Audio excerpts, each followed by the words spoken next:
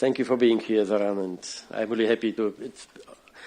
You know why? It's not only because of our friendship, but first of all because of the reason why you are here. This is a good week for your country and for the Western Balkans. On Tuesday, the EU ministers set out the path towards opening accession talks with the former Yugoslav Republic of Macedonia and with Albania in June 2019. And in just a few hours, I expect that the EU heads of states will endorse this decision. This great achievement would not be possible without your personal dedication. It would also not be possible without the significant steps taken by your government towards strengthening democracy and the rule of law in your country, as well as introducing structural reforms and reaching out to your neighbors. For the EU as a whole, your agreements with Bulgaria on friendship and good neighborliness, and most recently with Greece on the name issue, set an example for others in the region on how to mend relations with neighbors. This is why yesterday I appealed to all the members of the European Council to express their univocal support for the agreement reached by Prime Ministers Zaev and Tsipras on the name issue. During my visit to Skopje in April, I could see the political will to move on with the country's Euro-Atlantic integration. I have no doubt that under the courageous and forward-looking leadership of Prime Minister Zaev, you will be able to keep up the pace of reforms in key areas that are important for the future of your country. As regards the European Council, let me say this. Since 2015, we have managed to stem the migration flow by 96%, only because we decided to cooperate with third countries and to block illegal migration outside the EU. Here I would particularly like to thank the Macedonian authorities for their excellent cooperation. This is why, during the summit, I suggest we focus on the EU's external borders, including the Disembarkation Platforms project. In fact, this would echo the UNHCR suggestions expressed explicitly in their letter, which I received yesterday. The alternative to this solution would be a chaotically advancing closure of borders, also within the EU, as well as growing conflicts among EU member states.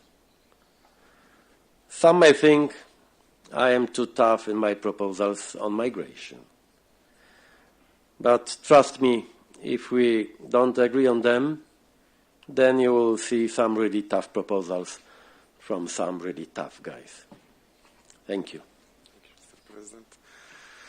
Почитувам председателя на Европскиот совет, господин Доналд Туск, почитувани граѓани, почитувани представници на медиумите. Денеска, тука, во срцето на Европа, е потврдена новата голема вест. Република Македонија добива датум за почеток на преговори јуни 2019. Нашата земја го заслужи тоа. Лидерите на Европската унија рекоа да, земјата го заслужува тоа. Европскиот совет прифати дека Република Македонија од заробена држава, киднапирана од режим, за само една година направи пресврт. За само една година Република Македонија е земја на позитивни промени, на динамичен процес на реформи, на инклузивност и општествен диалог. Со политичка волја за решавање на спорови со соседите и јасно изразена визија за европската иднина. Патот на реформи и градење на нашата земја како држава по европски правила е неповратен процес на кој Европската унија му даде соодветен импулс со датумот за преговори за Република Македонија. Следното проширување, во кое ќе биде вклучена Република Македонија, во суштина консолидацијата на Европската унија. а консолидацијата, која со право ја бараат лидерите на земјите членки на Европската Унија, ќе биде потполна кога таа ќе ги прифати во своето семејство земјите од Западен Балкан, што ќе ги исполнат условите, се разбира. Процесот на пристапување во Европската Унија не завршува со отварање на поглавијата за пристапување. Напротив, според досегашното искуство, преговорите во просек траат речиси 7 и повеќе години. Ако ја прифатиме оваа динамика и за Република Македонија, произлегува дека преговорите би завршиле со членство во 2025. Токму како што предвидува стратегијата за веродостојно проширување од февруари оваа година. Пред нас имаме конкретна цел. Сега нам ни преостанува самите да ја завршиме последната домашна задача и потоа гордо да влеземе низ портите на Европската Унија. Искуствата од другите земји кои во последните 20 години се зачленуваат во Европската Унија и НАТО говорат за поголем економски раст и поголем пораст на продуктивноста на трудот. Со зачленувањето во Европската Унија расте и напредокот во структурните реформи за развој на приватниот сектор. Европската Унија е најголем трговски партнер и придонесува за побрз раст на извозот за земјите членки.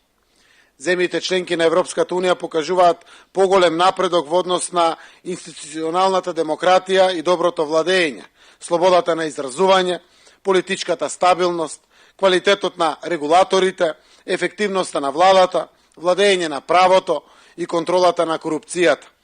Ова ќе бидат големи придобивки за сите наши граѓани. Оваа генерација македонски граѓани одлучи да решава предизвици за себе, за идните генерации, заради иднината. На 17 јуни, во еден од најубавите предели на Европа, потпишавме договор. Договор со Република Грција, со кој го надминавме 3-деценискиот македонско-грчки спор за името на нашата држава. Граѓаните на Република Македонија повторно во духот на европските демократски манири, кога станува збор за големи национални одлуки, на референдум ќе се изјаснат за иднината на нашата држава. Европски е да му дадеме шанса на понуденото решение и без ниту еден грам сомнеш да бидеме сигурни. Со полн и меѓународно признаен македонски национален идентитет, заштитен и зајакнат, еднаш за секогаш ја внесуваме нашата земја во семејството на стабилни и развиени земји. Нема назад. Од друга страна, верувам дека ова е шанса и за Брисел. Европската Унија не треба да ја пропушти можноста цврсто да вгради уште една алка во синџирот од вредности што ги афирмираме, чуваме и негуваме заеднички. Благодарам. Благодарам.